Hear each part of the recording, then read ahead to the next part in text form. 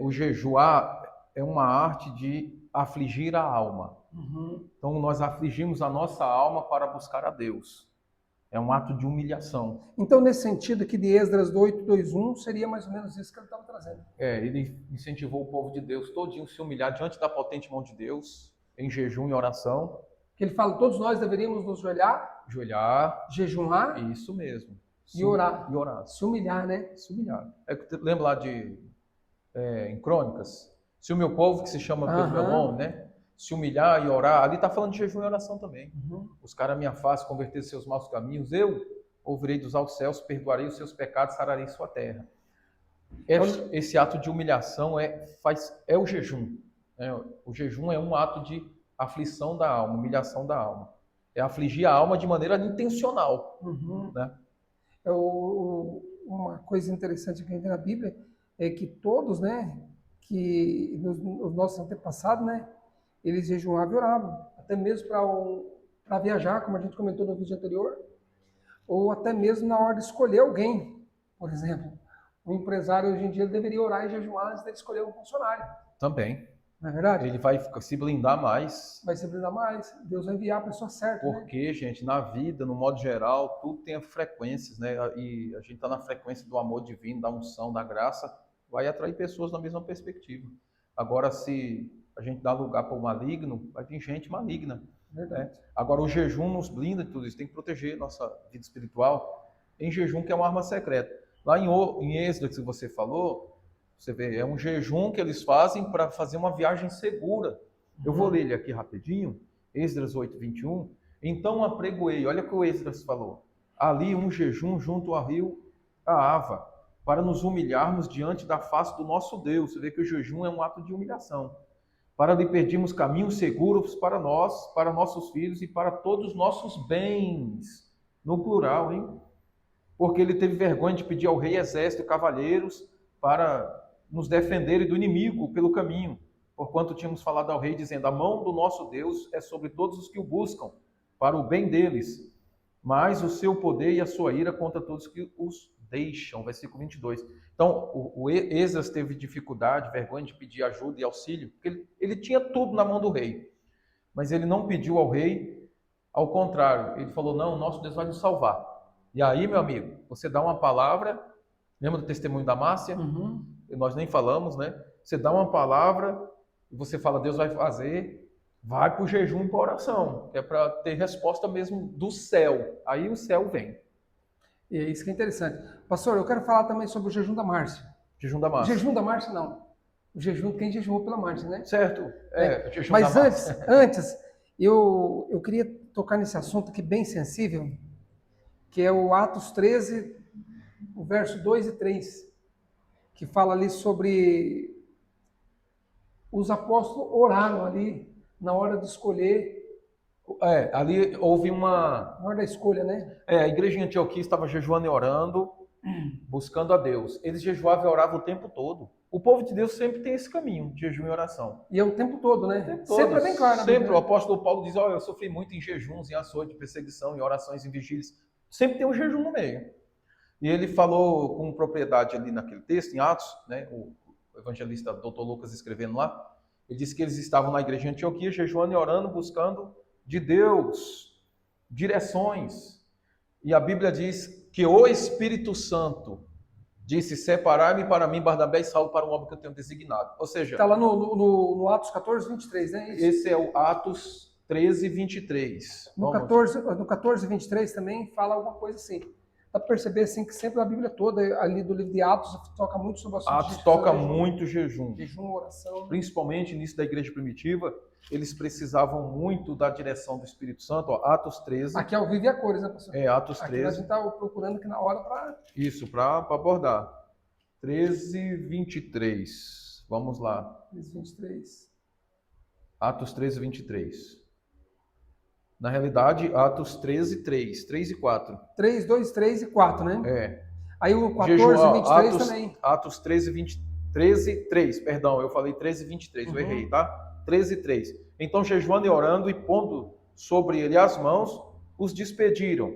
Mas no versículo 2 diz, e servindo eles ao Senhor e jejuando, disse ao Espírito Santo, apartai-me Barnabé e Saulo para a obra que tem um chamado. Primeiro, eles jejuaram para receber o desígnio na direção de Deus. Depois, jejuando e orando, põe sobre eles a mão e os despediram. Pastor, isso aí, Tinha jejum para tudo. pastor, aí é um negócio que me deixa eu preocupado.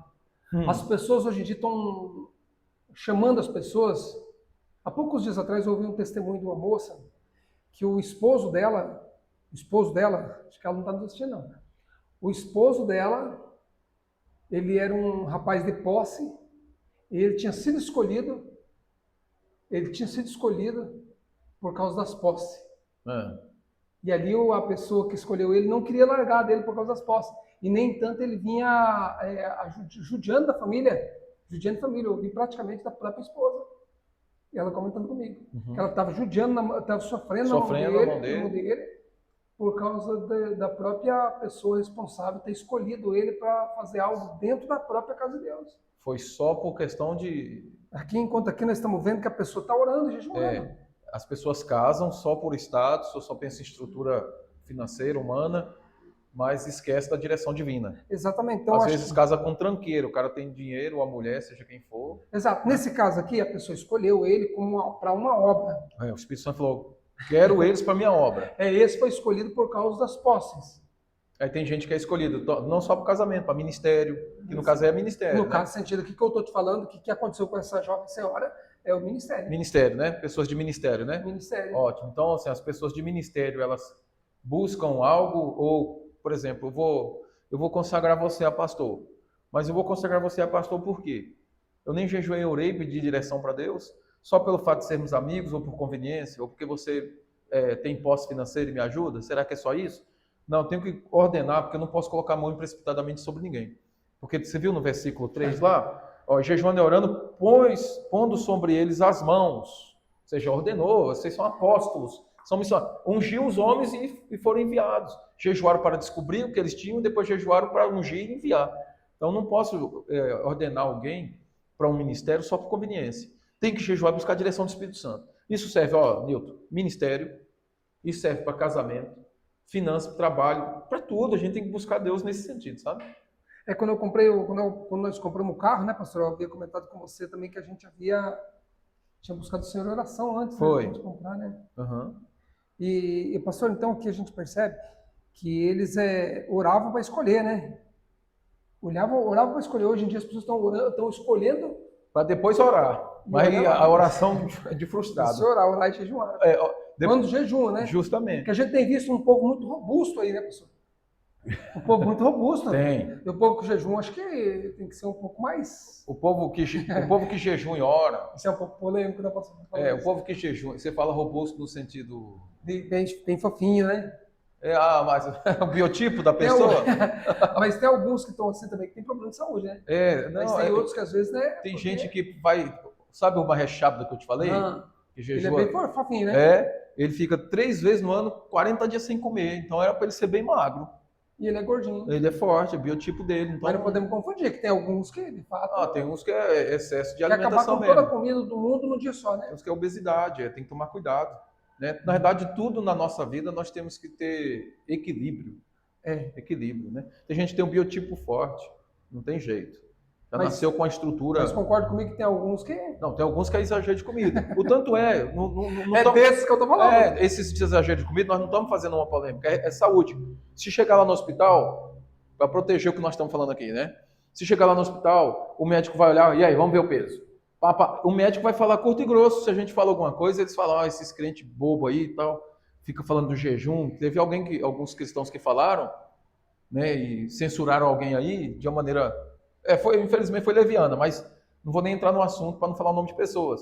Mas se a pessoa chega no hospital e fala assim, você está acima do peso, você está com problema de colesterol, você está com problema disso, daquilo, você tem que fazer o quê? Vai fazer academia, vai fazer caminhada, treinamento cardio, fecha a boca, diminui fritura, diminui gordura. O médico vai falar na cara. O médico vai falar, corta o açúcar, senão você vai morrer. E agora nós estamos com a Bíblia, não podemos falar. Aí com a Bíblia não podemos falar do jejum, não significa que todo mundo que jejua é magro. Tem gente que não emagrece. Tem gente que não tem. O biotipo da pessoa. Agora, ele vai ter que. Ficar julgando, né? Tem a pessoa gordinha e fala, esse cara não está jejuando, não. Não podemos julgar, não. Não. É igual a questão da gula. Por exemplo, você fica saciado com uma xícara dessa aqui, ó. Certo. Eu não, para mim tem que ser 2. Então vai depender do que. E às vezes um bolinho de milho junto, né? Depende do que você gasta de caloria, o que você queima, tanto que você trabalha, tanto que você faz. Agora, quando é questão de saúde, está prejudicando a saúde mesmo, está comprometendo a saúde de tanto comer, bicho, aí não precisamos nem. Não precisa nem falar de Bíblia, a medicina fala, vai se cuidar, meu. E o, Né? o legal, pastor, aqui também trazendo para nós, né? Porque o jejum, só repetindo, não é para o cara emagrecer, é para o cara buscar Deus. Podemos Agora, dizer que o cristianismo, o jejum não é para camarada frouxo. nada, eu quero que no cristianismo é para frouxo. Nada no cristianismo é para calça frouxa, cara. No cristianismo é para gente de arrojar, de coragem, intrípido. Tem que abrir mão da covardia, não adianta. O próprio Josué. Mas vamos ser sérios, o cara vai, vou ficar 2 dias de jejum e oração buscando meu Deus. 2 dias. Se retirar para buscar Deus mesmo, igual o modelo bíblico ali, mais intenso. Não é para qualquer um, não. O cara cuidar só da esposa dele. Amar só a esposa dele. Marido de uma só mulher, como a Bíblia ensina. Não é para qualquer um também, não. A mulher, ser uma mulher de honra e cuidar do marido, ser submisso como Sara foi a Abraão. Não é para qualquer um, não. Não é. O filho tem que honrar o pai honrar o filho. O pai não pode provocar a vida do filho. Então existe um contexto de princípios de honra bíblico, no modo geral, para andar com Deus. Aí tem luta espiritual, invisível, que nós não vemos. Temos que não podemos baixar a guarda na oração. Orar também não é fácil. Né? Você falar com Deus invisível tem que amar muito e entrar na atmosfera dele. No modo geral, nós vamos ser perseguidos, caluniados, vai ter polêmica, vai. Muitos julgamentos dentro dos próprios da casa. Da casa. Acho que da casa principalmente. Principalmente porque Jesus falou os piores são os que estão dentro de casa. Os piores inimigos, não as piores pessoas, os piores inimigos. Os inimigos. Ô, pastor, quando eu estou assim, que às vezes eu dou uma provocadinha no meu filho e eu percebo que eu estou fugindo da realidade, eu falo, poxa, eu preciso jejuar. Eu preciso orar, eu preciso jejuar mais. Porque às vezes a gente dá uma escorregada. Dá uma escorregada.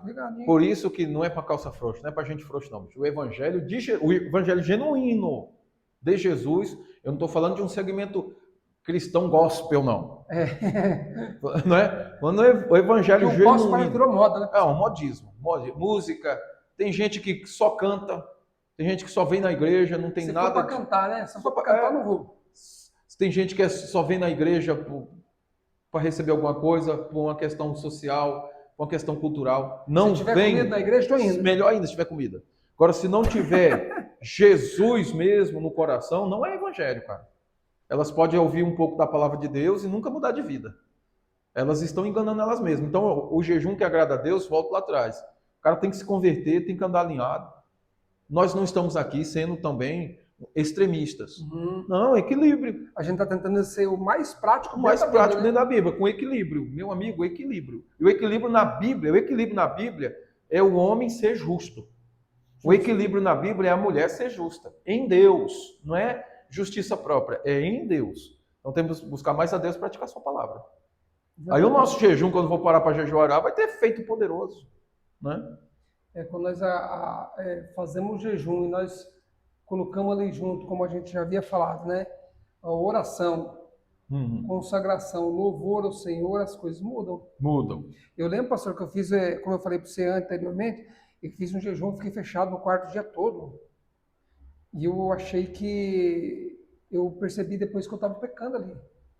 Porque eu comecei a ficar nervoso. Você ficou aborrecido, né? Fiquei aborrecido, porque eu esperava uma resposta de Deus no momento que eu estava orando. Outro detalhe, já que você entrou, isso é bom, ainda bem que você falou isso aí. O jejum nos aborrece.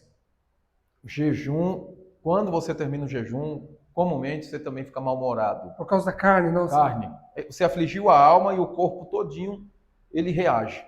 Ele queima toxina, ele libera as toxinas, ele vai reagir, ele protesta, dá dor de cabeça. É o rei, né, pastor? O estômago. Você lembra com a concupiscência do estômago? O reizinho do estômago quer comer. Então, o que acontece? Você está executando ele, está protestando. Quando em Cristo Jesus nós nos humilhamos de fato e de verdade, nesse quesito de jejum e oração, rapaz, realmente a coisa muda, né? Muda. Aí é um treinamento. Vamos ficar um pouco mal-humorados depois de jejum. É igualzinho você ficar sem dormir, sem comer. A pessoa fica mal-humorada, naturalmente. O jejum vai provocar isso também. Então aí tem que ter equilíbrio pós-jejum. Não sair desesperado comendo tudo. Normalmente o cara sai do jejum, que a pessoa, Já principalmente, quer comer uma capivara. a pessoa não estudou sobre o jejum, né? Isso. E vai lá e jejum porque foi falado para ele, às vezes, É. né? Então esse vídeo que é muito interessante porque a gente está explicando certinho, do jeito que eu Com- passo a passo. Passo a passo, na prática, né? Exato. Estamos no contexto teológico, bíblico, e estamos na prática do dia a dia do jejum, início, meio e fim. E aqui a gente não está também ensinando a pessoa a ser extremista, né? Não, ser extremista Porque não. às vezes você vai, dependendo do lugar, eles colocam você no extremo, colocam você no arado, lá no sítio, né? Falava no arado. Barato. Colocam no arado, você não pode olhar para nenhum lado. Até o tapa é colocado aqui, que você não pode olhar para cá nem para cá. Vira um jugo. E é isso que Deus não quer. Deus não quer jugo. Que é o que nós falamos lá no Isaías 58. Isso mesmo. Você está afiadinho aí. E quando a gente está também, pastor, alinhado com Deus, a gente percebe que o paranaense, ele se dá bem com o nordestino, né? É verdade, Barão. Agora, no reino de Deus, que não é para gente frouxa, todas as culturas são aculturadas em Jesus. Por isso que em Jesus, toda cultura que não denigre as escrituras tem o seu valor. Por exemplo, você chega na África, o povo está dançando. Tem igreja que ninguém dança. Para eles está dançando. Pecado. Pecado. Lá na África estão dançando para Deus dentro do culto. No Japão, eles entram descalço na igreja. Eles deixam os É uma cultura. É uma né? cultura. Eu fui lá. Deixa um calçado lá no início, vai de meio descalço lá para dentro. É uma cultura. Então, assim, dependendo do lugar, aqui quem é que entra descalço na igreja? Se entrar descalço, o povo, olha, o cara está descalço aí. Ai, meu Deus. Já é capaz até trazer um sapato. Falei, Ou achar que a pessoa não tem, né? O cara tá em miséria ali, tá? Ou então tá imitando um profeta, tá com extremista, porque o profeta andou descalço, agora ele tá andando descalço dentro da igreja. Então, dependendo do país, do lugar, da região, tem culturas que são lindas. É verdade. Que são exercidas e aplicadas e aculturadas dentro do reino de Deus. Então, paranaense, nordestino se dá bem, paulista, carioca. Lá em casa eu tenho uma quando filha tem nordestina, Jesus. cara. Quando tem Jesus, meu irmão. Quando não tem, é só... Arrumando... Até paraense com paraense dá problema. Alguns falam, fica caçando pelo em ovo, né? Isso mesmo. Até paranaense com paranaense dá problema também. Agora, você falou de Atos 14. Atos 14, 23. E havendo-lhes por comum consentimento, isso é bom, consentimento, eleito anciãos em cada igreja, orando com jejuns, os encomendaram ao Senhor em quem haviam crido. Ótimo. Isso aqui era quando o apóstolo estava levantando ministros. Né? Até para se estabelecer ministros na casa de Deus, tem que jejuar e orar. Né? Estabelecendo... Até tem uma regrinha, não sei qual lugar que está, mas está na Bíblia. Que eles mandaram procurar pessoas que fossem... depois da morte de Judas, né? Eles foram procurar e eles falaram, procure... o Espírito Santo falou, né? Procurem homens que temam a Deus, cheios do Espírito Santo. Eram os diáconos, né? Os diáconos. 7 homens. Tinha lá, foram escolhidos esses homens, mas tinha uns princípios para eles serem diáconos, né? Diácono é um grande exercício no reino de Deus. Hoje em dia, em muitos lugares, é aquela questão que eu falei anterior, né? Você tendo um cascaio, é verdade. Você pode se tornar. Então, tudo, se for só por questão de conveniência, as pessoas estão desprezando aqueles que têm chamada. Os que têm chamada comumente andam igualzinho aos princípios divinos. Porque já está dentro do coração deles. Eles têm temor, marido de uma só mulher, cheio do Espírito Santo, que obedece a Deus, anda na palavra, gostam de orar. E o cara que obedece a Deus, ele pega às vezes um camarada que é meio tranqueira e ele transforma em um camarada bom. Como, por exemplo, Davi, que estava lá na caverna, né? Todos lá ficaram bons, né? Mas você imagina centenas de homens andando por Davi. Era o pessoal que se tornaram justos depois, né? Verdade. Você vê que o que um homem bom no reino de Deus, ele é um dom de Deus para a vida das pessoas. Eu estava pregando esse domingo lá em Astorga sobre quando Jesus ascendeu aos céus, ele levou cativo o cativeiro e deu dons aos homens. Esses dons, Efésios 4:10. No versículo 11, revela quais são esses dons. Apóstolo, profeta, evangelista, pastores e mestres. São 5 dons da ascensão divina que ele deu para os homens. Então, por exemplo, ter um pastor sério na vida é um dom de Deus, cara. É um dom de Deus. Não é eu que escolho o meu pastor, não. É ele que escolheu para mim. É um dom dele para a minha vida. É um presente ter um pastor espiritual cuidando de mim. Por isso tem que fazer com excelência, né? Fazer com excelência. É um presente ter um apóstolo de Deus na minha vida. É um presente, um evangelista, um mestre que ensina a nossa igreja. Então, foi Deus que nos deu. Né? Não foi eu que escolhi. Você não está aqui porque você escolheu. Foi Deus que alinhou. Né? Eu creio muito nisso, pastor. Eu também, e é bíblico. Por isso que eu valorizo quem Deus colocou na minha vida. Quando eu vim para a igreja para cá, pastor, eu e minha esposa, a gente entrou em oração, a gente já estava orando há bastante tempo referente a isso. E a gente veio quando a gente sentiu que realmente Deus testificou. Exatamente. Em paz. Em paz. Deus testifica. Porque qual, né, o propósito? Então, você vê... Uma boa obra, né, pastor? Uma boa obra. Nós estamos aqui em Mandaguaçu, Paraná. Tem gente que congrega aqui de Mandaguaçu. Tem gente que às vezes vem de Nova Esperança. Tem gente que vem de Maringá, você. Eu rodo aí 30 km. 30 km para vir congregar aqui. Tem gente que ainda... 60 aí de volta, né? tem gente que está mais longe ainda, Sarandi, né? Tem famílias que vêm de Sarandi para cá, é mais longe ainda. Que dá aí quase 100 km para ir e voltar quase. Você imagina a distância. Tem tudo a ver com aquilo que nós estamos ouvindo nossos mestres dizer. Não procure somente uma igreja mais perto da sua casa. Procure uma igreja mais perto da Bíblia. Exato. Né? Nós estamos buscando mais a Bíblia, a palavra. Entender que ovelha não gosta de capim seco, né, pastor? Não, é pasto verdejante. A ovelha de Jesus é pasto verdejante. Né? Então, se a igreja não tem um pasto verdejante, você tem que procurar uma que tenha o pasto verdejante. Mais perto da palavra de Deus. Espera aí. Então aqui, está alinhado, tá? Então é tudo em jejum, lembrando oração. que a gente não está mandando ninguém sair de igreja nenhuma. Não, até porque...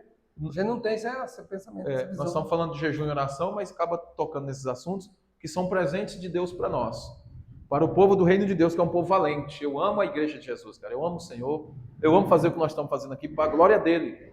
Que a gente está fazendo aqui é algo assim que tem motivado muita gente, pessoal. Tem abençoado. Pastor, uma coisa que eu vi que essa semana assim, me falou muito comigo, assim, que eu entendi, uma palavra que veio à minha mente, né? Muitas das vezes, as pessoas, às vezes, eles recebem uma palavra que eles pregarão para a multidão. Isso aqui é pregar para uma multidão. Já é. Porque você não sabe, não é você subir no púlpito e visitar para vários lugares.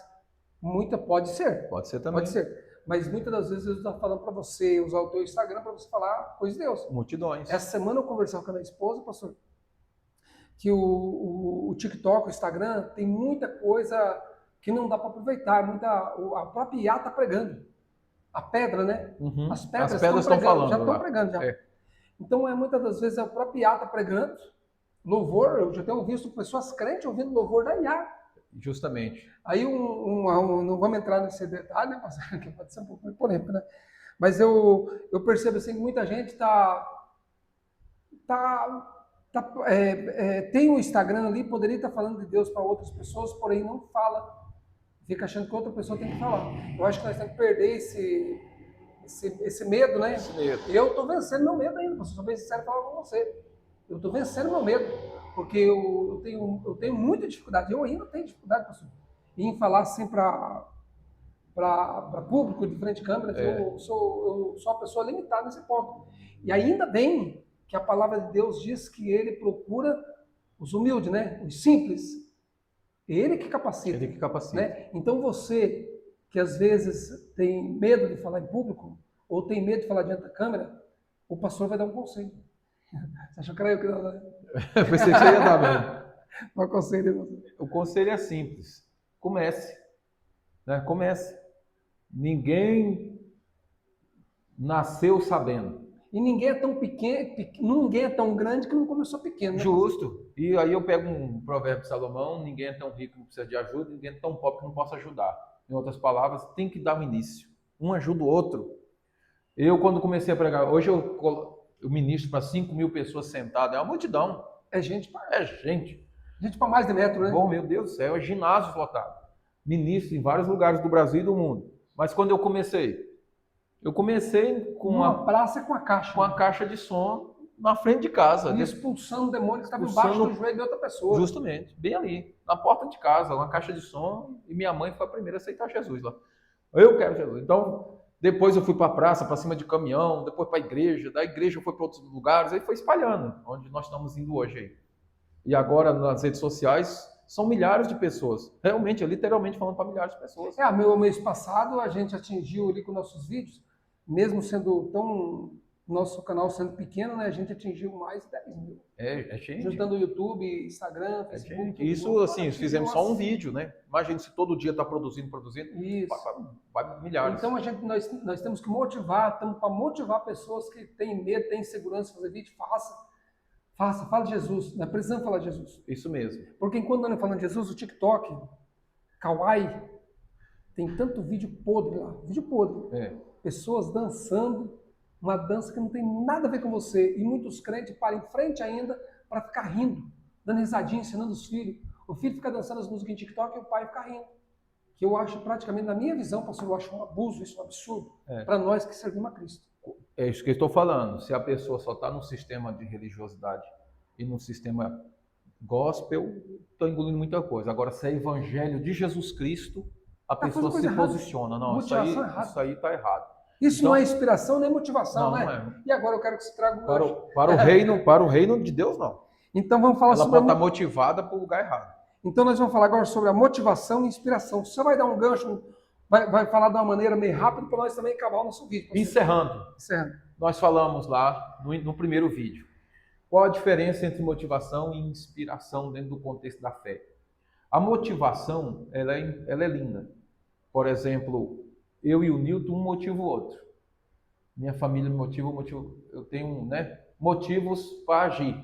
Mas quando tem sinergia, essa motivação aumenta. Então é uma fonte de onde vem motivação de pessoa para pessoa. Agora, inspiração vem da palavra. Quando eu não estou motivado, mas eu estou inspirado pela palavra, porque está escrito, pois toda a palavra de Deus é inspirada, útil para ensinar, redarguir e instruir em justiça. Quando a palavra de Deus está em mim e ela me inspira, mesmo não estando motivado, eu faço. Agora, quando eu junto a motivação de dois homens de Deus com a inspiração da palavra, ninguém segura nós.